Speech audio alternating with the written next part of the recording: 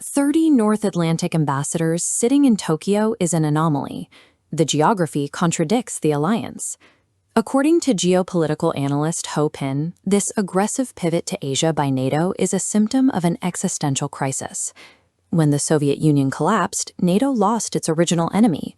It survived its original purpose, operating today as an expired Cold War machine that relies entirely on American financial and military life support to maintain a pulse. To justify its ongoing existence, it requires conflict.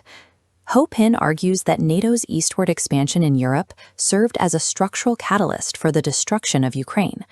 The alliance essentially searches for new firewood to keep its own relevance burning. Now, this 80-year-old machine has turned its head toward the Indo-Pacific. It forces a blunt question. Is Japan being groomed to be the next Ukraine? And is China being positioned as the next Russia? An institution desperate for relevance will inevitably seat out new powder kegs, regardless of the regional consequences it leaves behind. The consequences of this Western presence are already rippling through Japan's political center. NATO's arrival gives domestic hawks the political cover to push aggressive new boundaries. Japanese politician Sanae Takaichi recently took the rare step of explicitly linking Japan's national survival to the fate of Taiwan. In doing so, she crossed Beijing's most sensitive red line. China's reaction abandoned standard diplomatic protocols completely. Consul General Xu Zhen posted a direct threat on social media aimed at Japanese officials, specifically invoking the phrase for beheading. Beijing calculated their next move carefully. They neither endorsed the post nor deleted it. That deliberate ambiguity signals a dangerous diplomatic arrogance. Instead of bringing security to the region, NATO's arrival has poured freezing water on Sino-Japanese relations, pushing both governments into hostile, defensive corners. But Ho Pin argues comparing East Asia to the European blueprint relies on a false parallel. Japan is not Ukraine, and China is not Russia. They are separated by three major structural differences. The first is the legal framework. Ukraine relied on vague security assurances. Japan and the United States operate under an ironclad, legally binding security treaty. The American obligation to defend Japan is written in ink. The second difference is economic entanglement. This diagram maps the massive, inescapable volume of trade flowing daily between China and Japan. It is a symbiotic trap. China operates as Japan's massive client, while Japan serves as China's critical technology source. If a war were to sever these links, both economies would suffer immediate destruction. The third difference lies in national trajectory.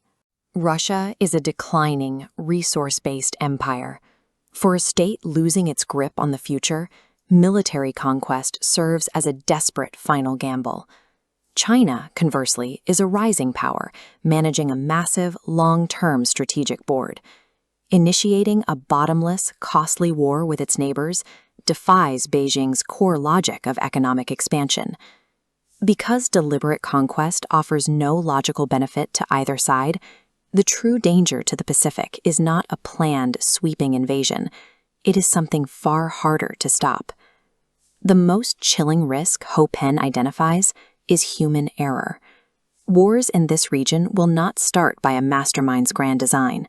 They will trigger through a catastrophic slide of mutual miscalculation. Every actor currently believes they are making highly rational, defensive decisions. Takaichi postures for domestic strength. Beijing lashes out to project power. NATO meddles to prove its worth. Collectively, they corner each other into an irrational abyss. Donald Trump recognized this fragility, reportedly advising Japan bluntly to not cause trouble. When Japanese politicians overextend their rhetoric on Taiwan, they severely restrict American strategic flexibility. China's aggressive diplomacy is equally counterproductive. True superpower deterrence requires high-level restraint and predictability, not fragile internet threats fired off by embassy officials. NATO will happily sell East Asia the ideological reasons to fight, but as the rebel in Europe proves, an external military bloc will not bleed for the region. The Indo-Pacific survival cannot be outsourced.